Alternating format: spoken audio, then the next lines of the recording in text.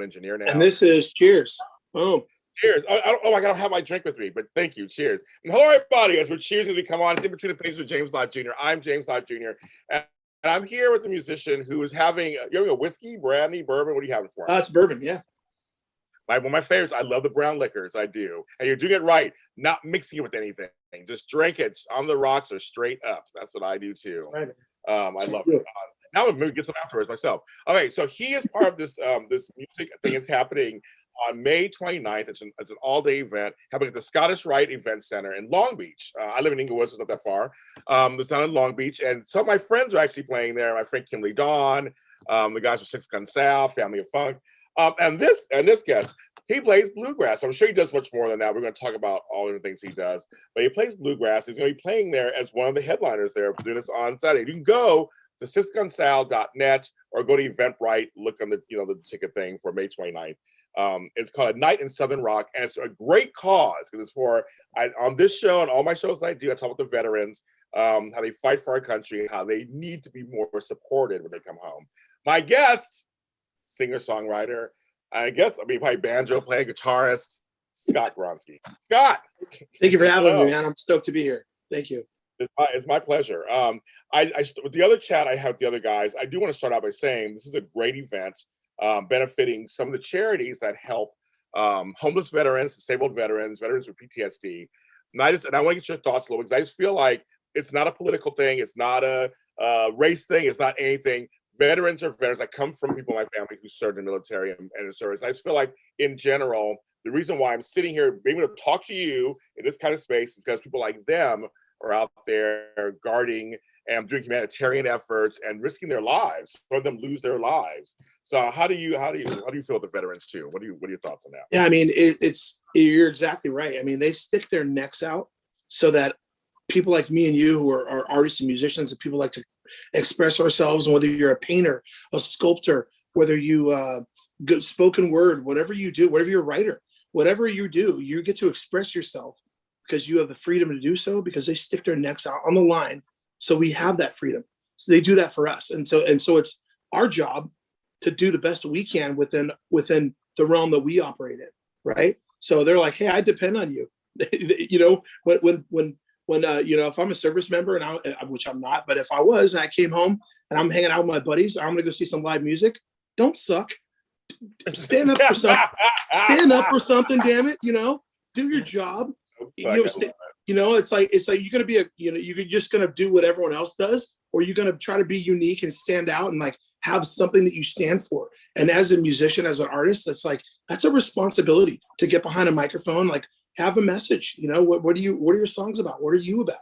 And so that's kind of an important thing to think about when you think of like your role as a musician in this world that we live in, which is there's so much great music out there. There's so many great musicians. There's so much good art that's being put out there, and you have to respect that. You got to respect the occupation, because it's an occupational love for sure. I like that, Scott. I do. I do feel like your one job is to get on stage and entertain and make sure. And even when I do these shows, I know that my one job is to get on here and give you a good 20, 30 minutes, hour, however long I'm on here. Because you need that escape away from whatever's going on. You need to see something to focus on. That's great. That's good. Hopefully, I mean, that you can go, wow, that was a nice night out. I'm glad I went out and saw Scott. I'm glad I went out and saw this event. I'm glad I had some beers. I had some friends. I had a good time. It's very important. I like that you said that. It's like a craft. Like even a chef, someone who's making food, like you, a mechanic, it's your craft. If you love something, if you like, really, this is like my life's work, you want to do your best to kind of reach out and impact everybody you can on a positive level. You know what I mean? And it's like veterans they bust their asses for me and for you and for everybody out there listening. They bust their asses for us.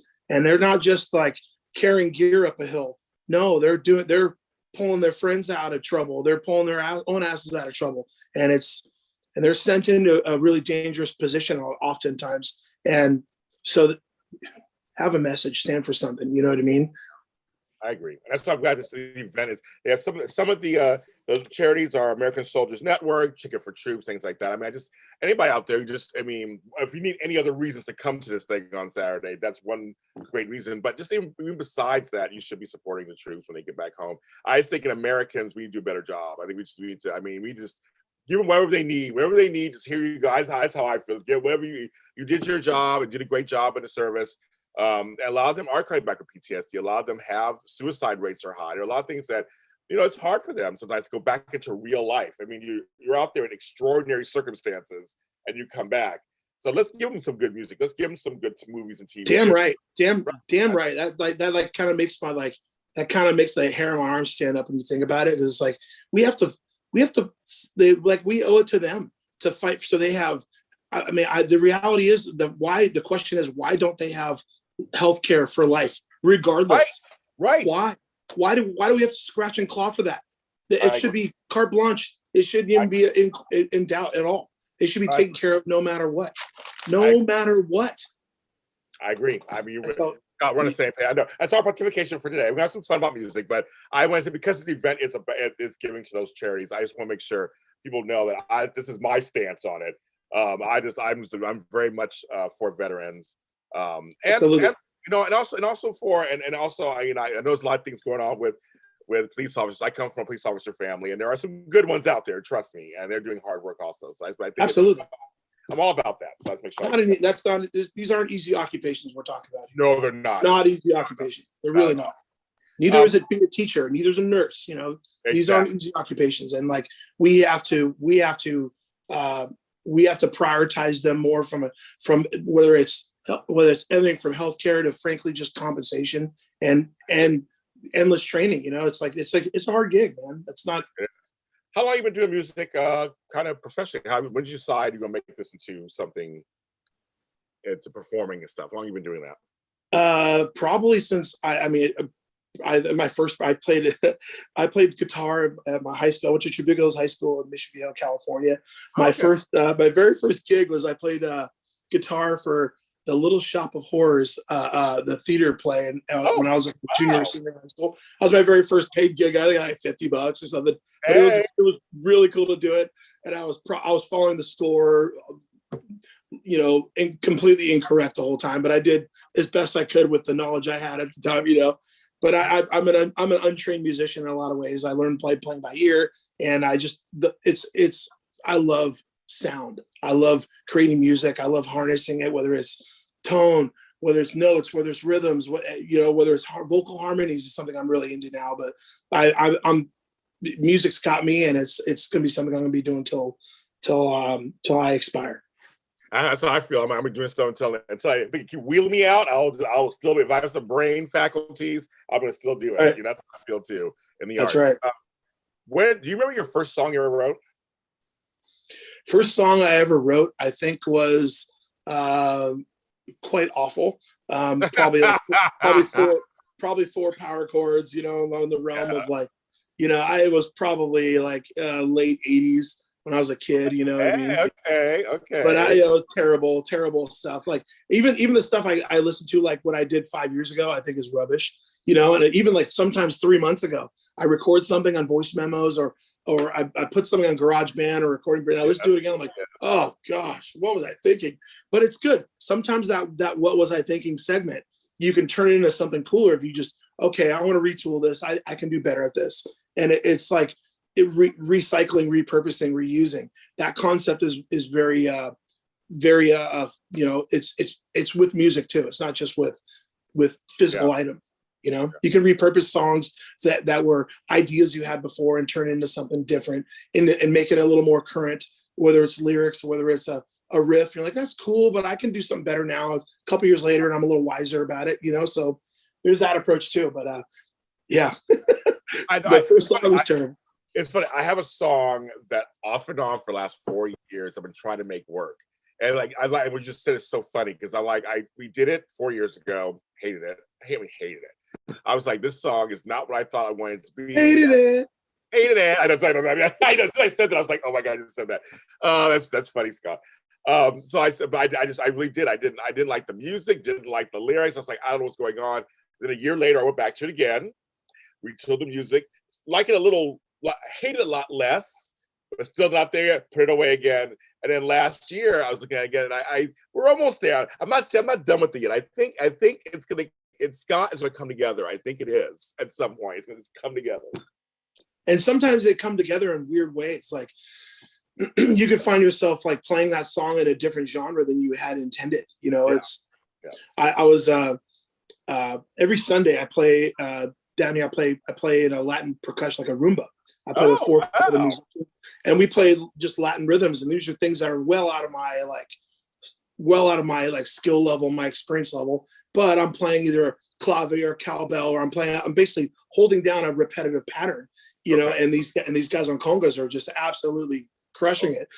And sometimes I find myself listening to them and I lose it. I'm like, oh no, I'm sorry. And they kind of like bang on. They bang the pattern to remind me of the pattern. I'm like, okay, I'm back. And I'm just trying to like have as few and fewer I'm sorry's as possible, you know.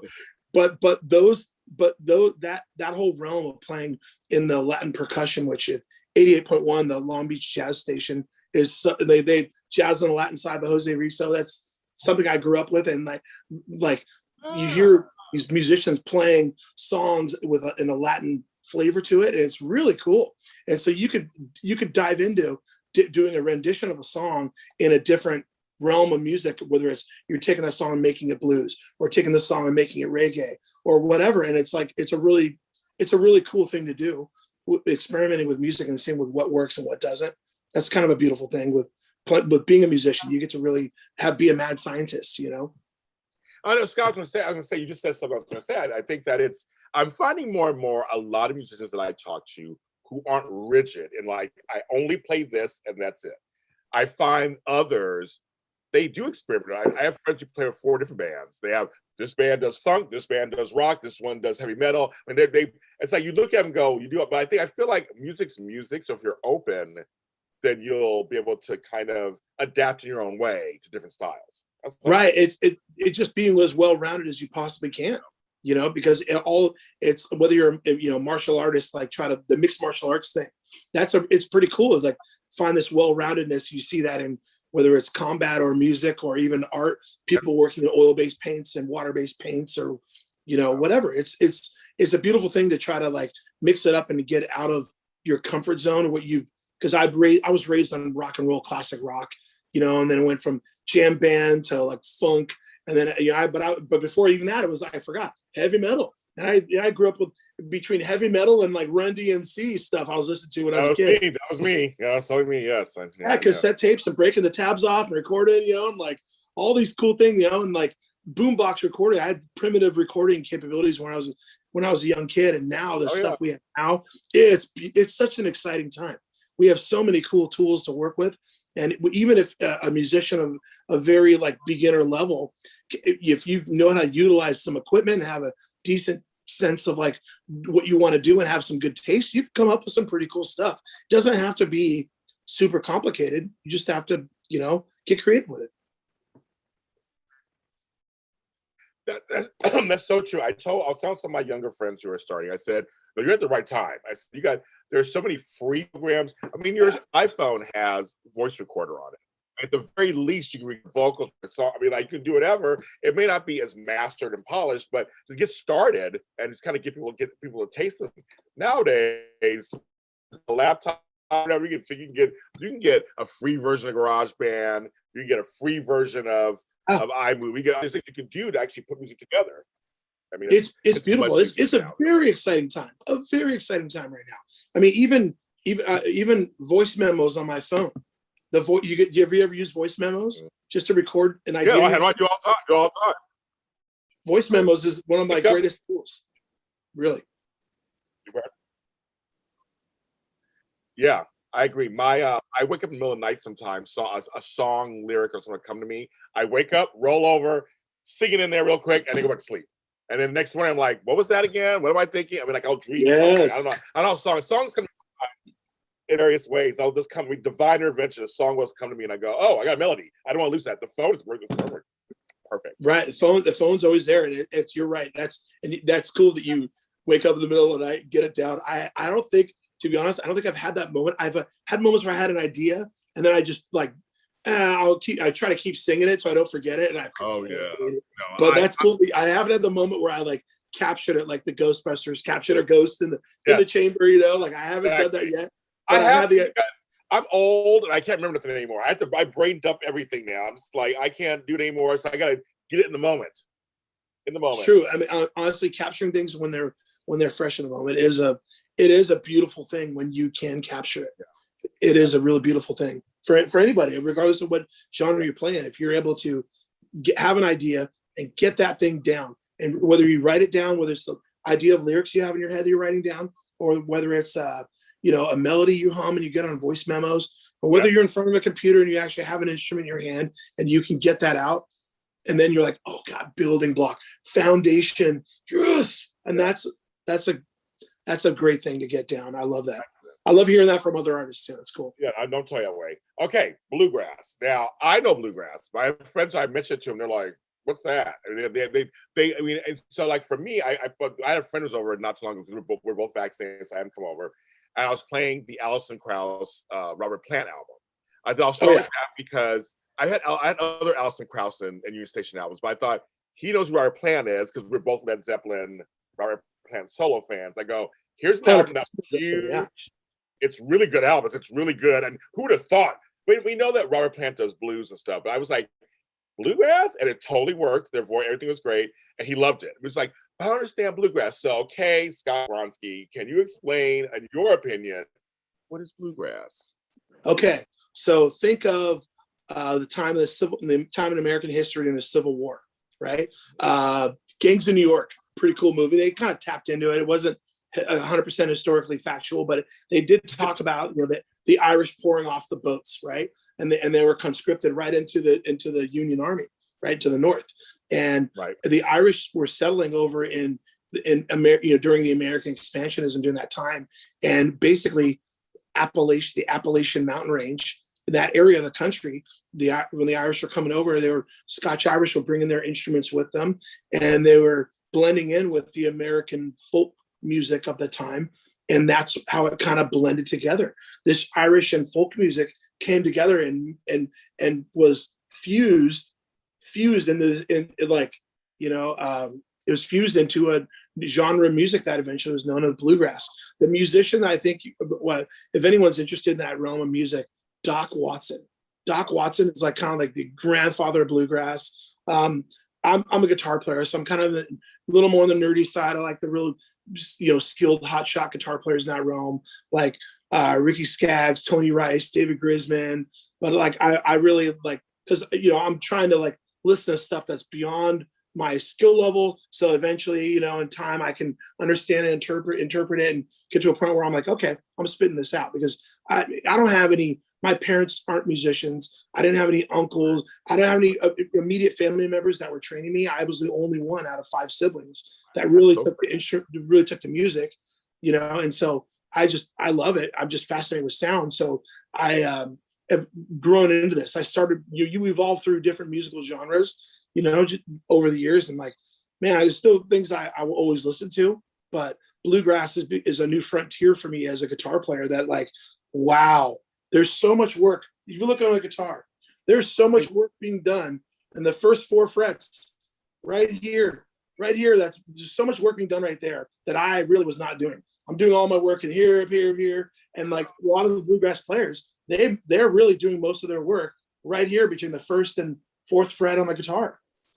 And they're using a lot of open notes. And it's just like, it's a thing that it's a realm of guitar playing that was only recently, in the last, I don't know, 5 years, 5, 6 years, recently been really appealing to me. I'm not a bluegrass purist by any means. I don't know a ton of bluegrass standards, but I listen to them and I'm soaking them in, and I'm studying all the time. And I'm like, but I would say, like, you know, Bob Dylan, you know, Bob Dylan just had his 80th birthday this past week there. Yeah. But seeing, like, I don't know, you have musicians that have been, you know, around that are very, very, very well known. Like you got the Willie Nelson, Bob Dylan's, and you have, you know, folk artists now like Conor Oberst. Got a buddy of mine up in the Bay Area, San Francisco. His name is Sam Chase. He's awesome. The Sam Chase. You should check him out. He's really cool. But like, you know, like I said, yeah, Doc Watson, man, he's probably the grandfather of bluegrass. So that bluegrass folk realm is a really cool realm to dive into for me as a guitar player. But like, I mean, Stevie Wonder, James Brown, these are my influences are blues based, are rock and roll based. Derek Trucks, you ever heard of the guitar player Derek Trucks? Yes, His wife Tedeschi and the Tedeschi Trucks band. They're probably one of the best bands I've ever heard in my life. Then there's Galactic, the funk band from New Orleans that absolutely like if I listen to that sound, that Galactic New Orleans funk, and it's like the funky meters. It kind of makes you, the expression in your face is like when you bite into a lemon. You're like, damn, it's just good. Yes, it's good stuff, man. So like, it's not just bluegrass for me. Yeah, so my mother was a hippie, so I grew up with self-described hippie, and I grew up. I'm a child of the '70s, so I grew up with folk music. I mean, I grew up with Neil Young and Wild Crosby, Stills, Nash and Young, and Joan Baez and James Taylor and all those people. So I always gravitated. So do I. I'm talking Carole King, all of them. So I kind of, I had an album that was inspired by that. One of my albums years ago, because I was listening to all this late '60s, early '70s music. And I was like, wow, my parents' influence really, I didn't realize I was liking that much. I was just playing all that stuff. And then years later, one of the groups I like, which kind of mixes folk with bluegrass, is Traveled by Turtles. I love them. Yeah. I love the musicianship. I love the songs. I'm a big fan of it. I've seen them in concerts several times over the years. We could go to concerts. I really love them. And they had a little moment. They were kind of popular for a minute. They had a little moment where they kind of hit something, but I loved it. I think the consistency, I like their music. And the name got me in for, like, I love Traveled by Turtles. I mean, they're turtles, they don't do anything. But they drove me in, and I love their music. And it's a little mixture of folk and kind of bluegrass. I like it a lot. One of my very cool. When I was like, so I do like that. Now, what are you creating these days? Like, what's coming? I mean, we had this whole COVID year, this pandemic year. I was very creative last year. I mean, for me, I was very creative. I was writing stuff. I recorded everything, but I've been writing stuff constantly. But now we're coming out of it. So what have you been writing about? What have you been creating? So I will, yeah, I've been writing about a lot of life experience for me personally. I mean, we have so much crazy stuff going on in this country, I know. World. I mean, man, we had these crazy natural events happening, natural disasters in our planet happening. I mean, everything from like Australia was on fire, the koala habitat burnt down, the Amazon was burning down, like all this shit has, pardon my language, all this stuff was going down. And it's like, my thoughts have been just strewn out everywhere, but I was in a relationship for 10 years and it ended very sudden and was not of my wishing. And it kind of, and this was about 3.5 years ago. And I've been writing a lot about my experience and like just trying to, learn and be better for that experience. So honestly, I've been writing a lot about that. I really have been, but like, the last year about what's going on in our society with what's been going on with the police and the people and our relationship with law enforcement and with our government and with what's going on with this war of information that's clearly happening right now. There's a lot of material that I've been kind of diving into. I've got a lot of pieces of things I'm working on, but I haven't song wise. I just wrote a song literally, we're turning back into music. I wrote a new song literally 2 weeks ago, and I'm playing it. I'm first time playing in front of people. We're playing it out this Saturday, the 29th. So I'm really excited to play it. But I have 2 musicians I'm playing with, so it's a trio. The other 2 bands, 8-piece bands, and I am the unknown guy. I love it. I love it. Coming out here with just me and 2 other people. So I kind of like this. I kind of like the odds against us thing. I went to the theater last night and I checked it out, the venue for the first time. It was really, really cool. Like it's intimidatingly beautiful. It's an old building. It's been around for a long time. I saw there's just a bunch of relics inside the building. The architecture is pretty interesting. And I'm just looking at this building going, oh boy, yeah, this is like what we were talking about earlier. Don't suck, buddy.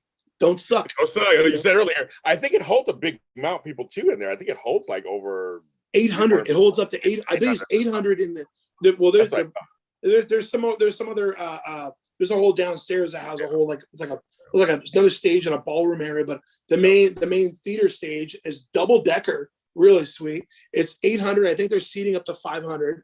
So if I could, I'd like to share a little information about what is to be expected. So there is a bike ride, bunch of motorcyclists up to 400 apparently can be riding from Palmdale down to Long Beach.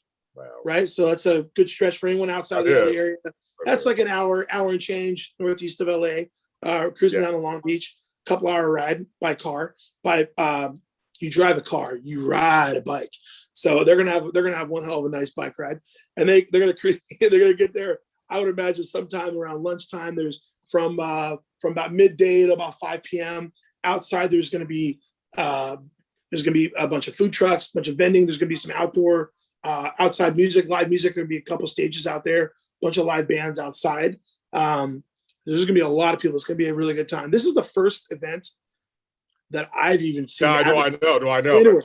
I know. Yeah. San Diego, Los Angeles, San Francisco. Yeah, this is one of the first events I've seen advertised anywhere out here, like since COVID. So it's pretty exciting. So it's a family-friendly event. It's going to be really cool. And then around 5 o'clock, that outdoor scene is going to kind of start to wrap up, and they're going to get everyone into the theater, and it's going to be. We're going to have a hoot. We're going to have a good old time. We got Kimberly Dawn is playing, and then Cisco and Sound. Cisco and Sal, who I saw a little bit of their dress rehearsal last night. So they're pretty damn good, man. They got some good players in that band. So I'm like, all right, I'm looking at my bass player and drummer last time. I'm like, gotta bring it, boys. Gotta bring it.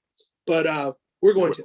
We've been busting our tails getting ready for it. So I'm really excited for it. This is the first annual Run for the Right Festival, right? And so this event is going to be the proceeds are going to be going to help disabled and homeless veterans, which again is probably the most noble cause as a musician that you can be participating in. So this is something that like kind of strikes the core of like what we as Americans are doing with our time, with what do we stand for, right?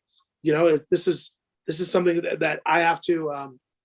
But I'm thinking about like what I'm going to be saying on this microphone in between songs. You know what I'm going to be saying there, but like there's like I'm realizing like, you know, this is a beautiful event, and it's not something that I've done it. I've never done anything like this before, so I'm really excited for it. It's gonna be a beautiful night. And for anyone that even if you can't make it for whatever reason, whether you're concerned, whether you have weekend plans, whether you have concerns regarding being in an indoor event with other human beings because of your concerns for COVID or in a pre-existing condition, you can still buy a ticket, and the proceeds go to help the veterans. So no matter what, I've been telling a lot of my friends and family that are out of town, that don't even live in the state anymore, like, hey, it's all good. You can still support the cause. And a lot of people are doing so. And that's a beautiful thing. It's a really cool thing to see. Glad you said that. That's a great point. Just, if you need to, still the proceeds go. So it's like, that's what you want to do. You want to still give to the causes. Absolutely.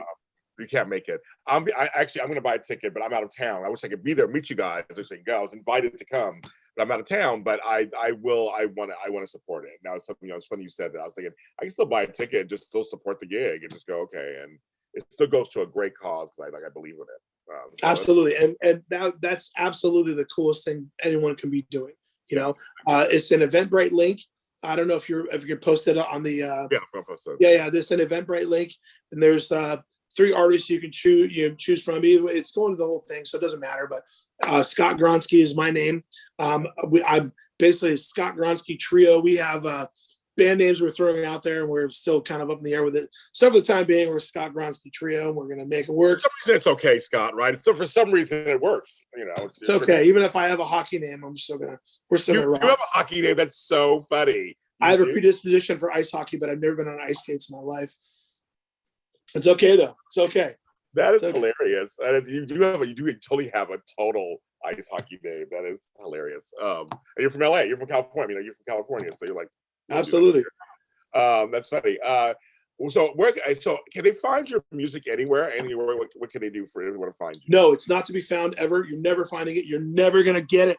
No, Like you're in I'm, vogue. I'm Yes. this with this band right now, and with this music that I'll be playing on Saturday night. We're going to be live streaming the event as well, Okay. which is also cool. So supporting the event from afar, you can still live stream it and be a part of it. But to answer your question, to find my music, right now I have not posted any links for my original Okay. music. I have a Facebook on Scott Gronsky or an Instagram. My original music, I've put a few Facebook lives, and I've thrown an original here or two mixed in on some of the Facebook Live performances I've done. I'm literally sitting on this couch in my living room through COVID last year, but I'm going to be a lot more active with original music. I've always had a supporting role in it as a musician. Always been like, if you're a songwriter, I'll back you up and do the oohs and ahs and the harmonies, and I play lead guitar. That's always been my role. So this through what you were saying, what are you working on in COVID? I was like, you know what? I was coming to a kind of an epiphany, like, am I going to be playing Brick House and play that funky music, Hotel California and Wagon Wheel and all the songs? Everyone, play this song, play it. Yes. You know what? Right. I'm not a monkey, and I'm not here to just go bang my little cymbals for. Right.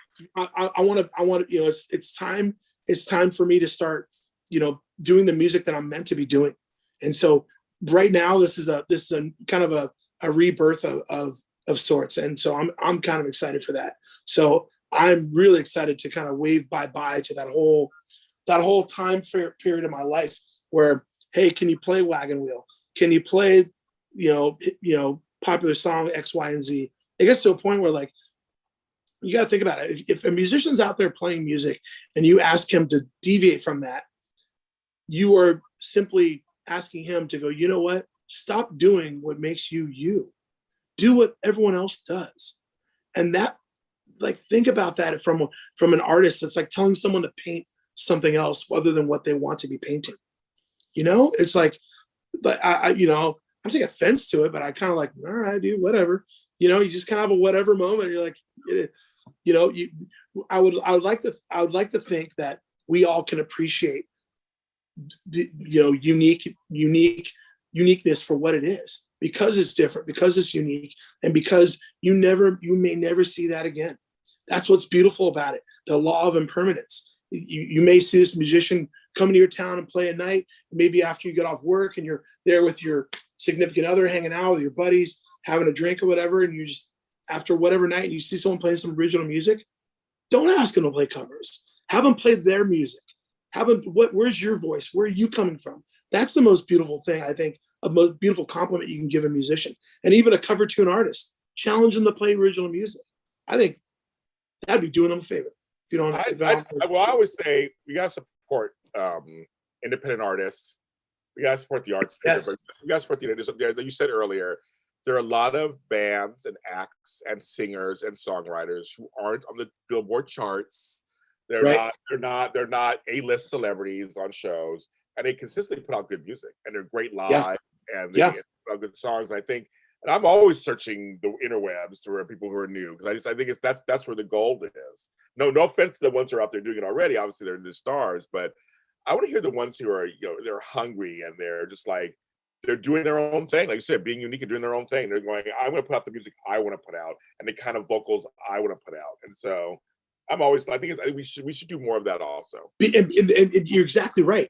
And what James, what that does is that leads us to the next direction. That leads us to the next level. That it's like even if someone who's pushing a level on, like, whether it's fitness or what we see in mixed martial arts, what we're seeing now, it's like, wow, that stuff's kind of fascinating to watch from afar, because that's not my forte at all. But I'm very fascinated watching what these mixed martial arts artists are doing, because it's going to lead to something new.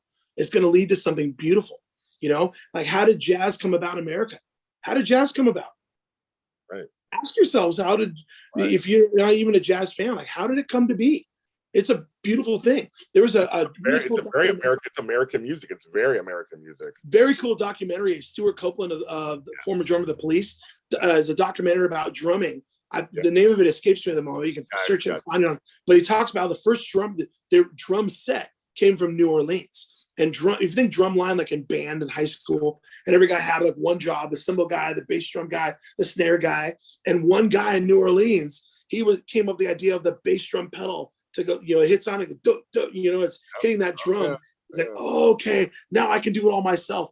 And that ingenuity, that originality, that creative spirit is what led to the evolution of modern music. And we have to encourage that. We have to nurture that as best we can. Whether your parents nurturing your child that's like making noise on the recorder in third grade or whatever it is, you have to nurture that in any way you can, because you never know what can come about. And that's where the future is also very exciting, not just with equipment and all these cool foot pedals that are out there, but with the bright minds of tomorrow. That's a beautiful thing to think about too. Yeah, I agree with that. Scott, I like you. I'm your new fan, so I'm gonna follow you and make sure, support whatever you have going on. And anything new comes out, you can come back on the show. We'll talk about it, but I'm gonna support you. We're already following each other on Facebook. I'm gonna follow you on Instagram, and I'm gonna support you, see what's going on with you. I think it's great. And James, let's get together and jam, man.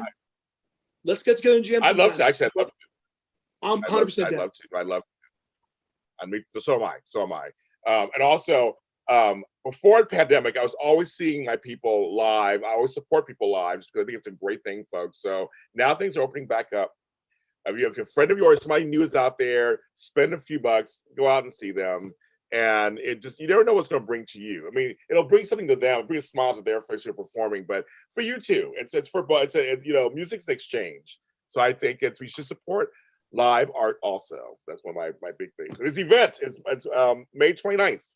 So May 29th, Scottish Rite Event Center in Long Beach. You can go to Eventbrite, just go down and you can see the event there, or go to sixgunsalad.net for that also, for tickets. So make sure you check this out. It's gonna be a day of some fun.